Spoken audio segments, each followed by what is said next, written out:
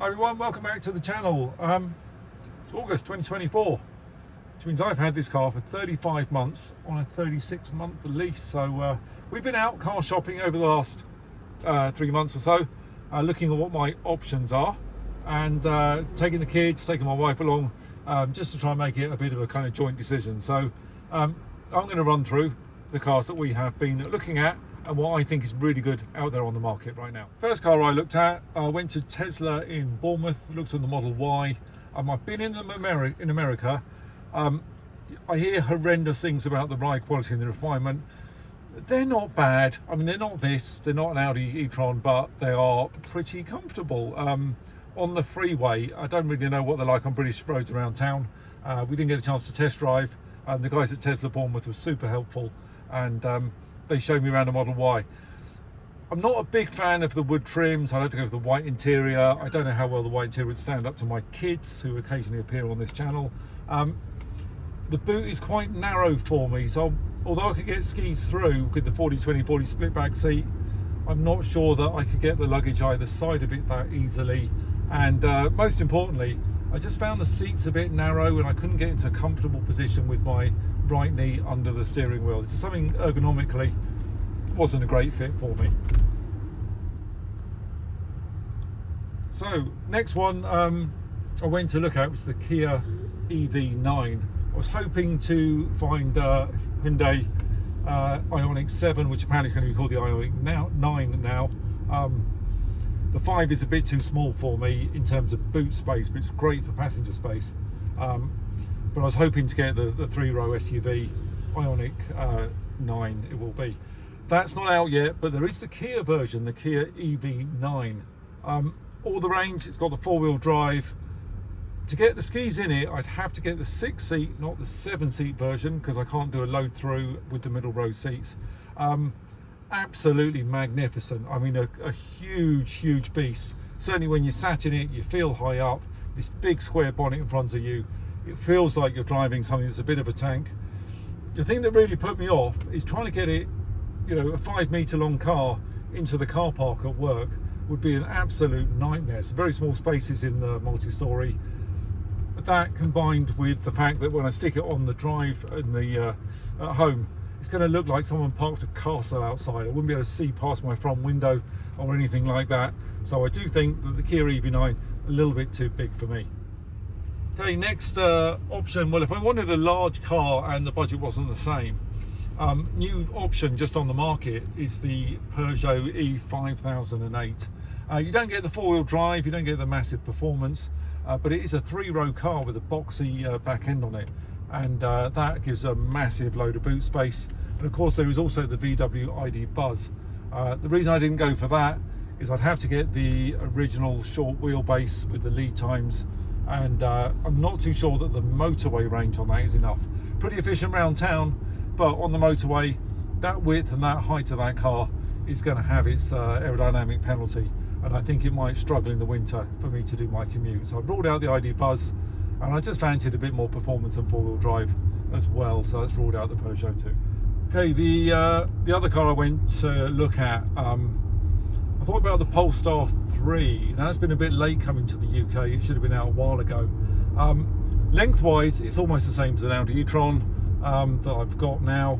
It's got air suspension, it's got a hell of a lot of performance, it's dual motor 4-wheel drive, it's got a slightly bigger battery, it should be slightly more efficient. And I wanted to go see one. Pricing wise, they were very similar to the Q850 as well. So I went all the way to Bristol, because it was just before they opened their Southampton showroom, and had a look at the Polestar 3. That is a seriously impressive car. That is fantastic. The boot is quite small, but the legroom and the passenger space is vast. And I love the roof, I love all the technology on it. It is really cool. Now, parked next to it in the showroom was the new Polestar 4. And actually, I preferred the Polestar 4. That's the one that's famous for not having a back window. It's more of a hatchback, kind of coupe style, but in terms of passenger space, it was also terrific. I thought it had a better interior. I like the big kind of panoramic horizontal screen rather than the portrait kind of layout inside. And again, you know, battery and range absolutely awesome with a dual motor, and it came with better stuff as standard. For the 3 I'd have to put the Plus pack and the Pilot pack on it, which isn't standard with my lease company, as they don't have any launch ones anymore. But the 4 wouldn't need any options at all on it. I thought that was absolutely superb. So very tempted by that. And sure, I can't get the skis in it, but looking ahead, my son Ben is 18, he may not be coming on every holiday in future, and the thing has got so much range and efficiency. If I did end up putting roof bars on and putting the skis on the roof, it would still get me down to the Alps with plenty of time between charging stops. Right, this is my daughter Alice. Alice, what did you think of the Polestar? It was definitely my favourite, and it was very comfy in the back. Like the reclining back seats in the 4. Yeah, it seemed really expensive. It's very nice. Yeah. Okay, now there's one car that I haven't seen, but I think would be absolutely terrific. New model to the market.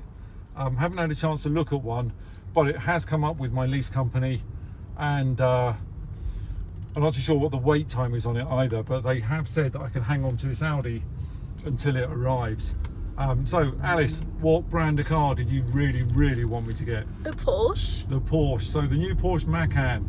It's got the range, it's got the battery, it's got the 40-20-40 split seat, it's got 4-wheel drive. I mean, it just does everything. So, you know, it would be pretty awesome to have a Porsche Macan, wouldn't it? And the list price isn't too bad, although with my leasing company, it did seem to be coming up as a bit of a premium. They were looking rather expensive. So that, of course, leaves the Audis. Now, this car has just worked brilliantly for us. My wife's not a big fan of driving it just because it is a bit long and it is a bit of a handful in car parks. But the one I was looking to replace it with is the Audi Q850, because it's so rare that I put this boost sport mode in to give me the full power.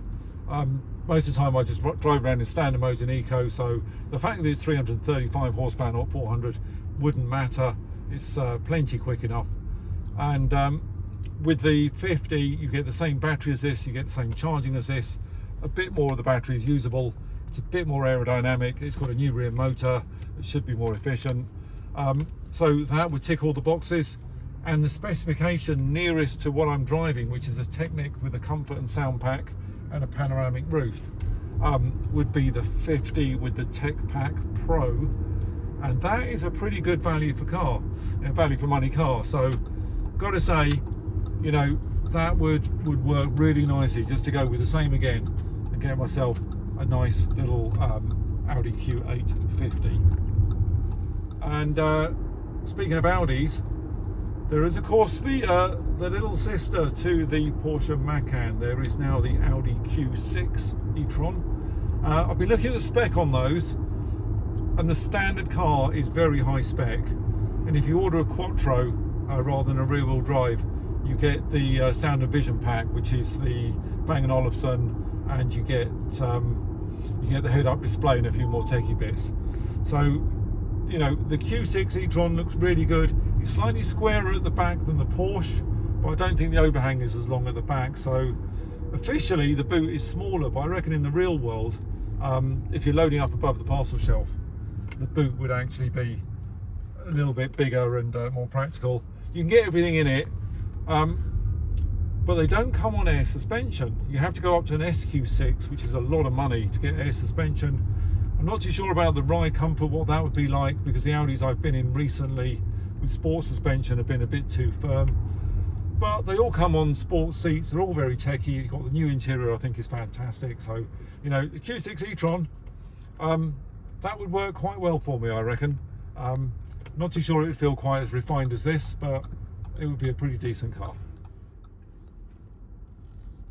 So if you want to know what gets delivered in October, hit the subscribe button, hit the like button on the channel, and I will keep you up to date as what car I have got. Now, the demands for the car are just like they were when I ordered this. It's got to be a family wagon. It's got to be good for load carrying. It's got to have enough range to go from Dorset to Heathrow and back. I mean, in a lot of ways this is perfect because it goes to Heathrow and back, which is where I work. Won't quite go to the in-laws and back in the winter, so you know, real sweet spot on range for me. So yeah, that works quite nicely. But if you want to know what I've got, hit subscribe, keep tuned into the channel, and I will let you know what car is coming soon. My lease on this has been extended until the new car is delivered, and it should be here this autumn. So stay posted, hit subscribe, hit the like button, stick it in your comments what you think I should get, and I will let you know.